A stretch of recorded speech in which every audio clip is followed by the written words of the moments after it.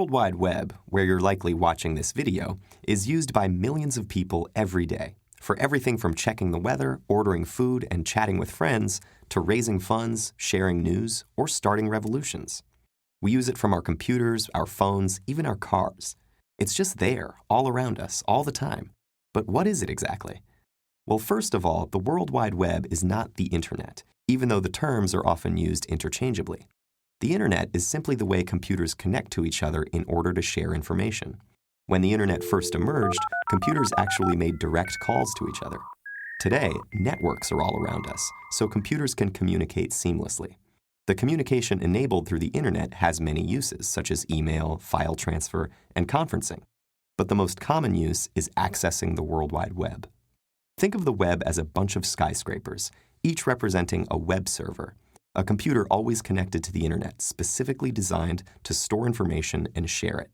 When someone starts a website, they are renting a room in this skyscraper, filling it with information and linking that information together in an organized way for others to access.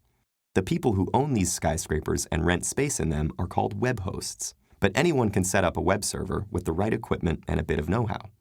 There is another part to having a website without which we would be lost in the city with no way of finding what we need. This is the website address, which consists of domain names. Just like with a real-life address, a website address lets you get where you want to go. The information stored in the websites is in web languages, such as HTML and JavaScript.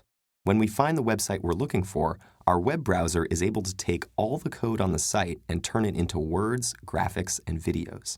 We don't need to know any special computer languages because the web browser creates a graphic interface for us. So in a lot of ways, the World Wide Web is a big virtual city where we communicate with each other in web languages, with browsers acting as our translators. And just like no one owns a city, no one owns the web. It belongs to all of us. Anyone can move in and set up shop.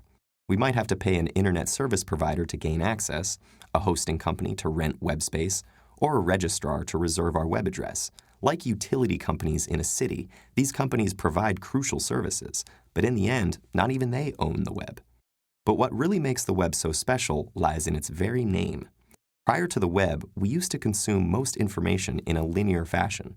In a book or newspaper article, each sentence was read from beginning to end, page by page, in a straight line until you reached the end. But that isn't how our brains actually work.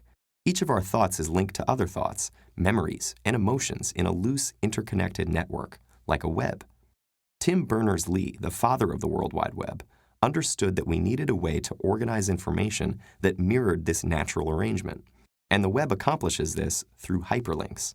By linking several pages within a website or even redirecting you to other websites to expand on information or ideas immediately as you encounter them, hyperlinks allow the web to operate along the same lines as our thought patterns. The web is so much a part of our lives because in content and structure, it reflects both the wider society and our individual minds. And it connects those minds across all boundaries, not only ethnicity, gender, and age, but even time and space.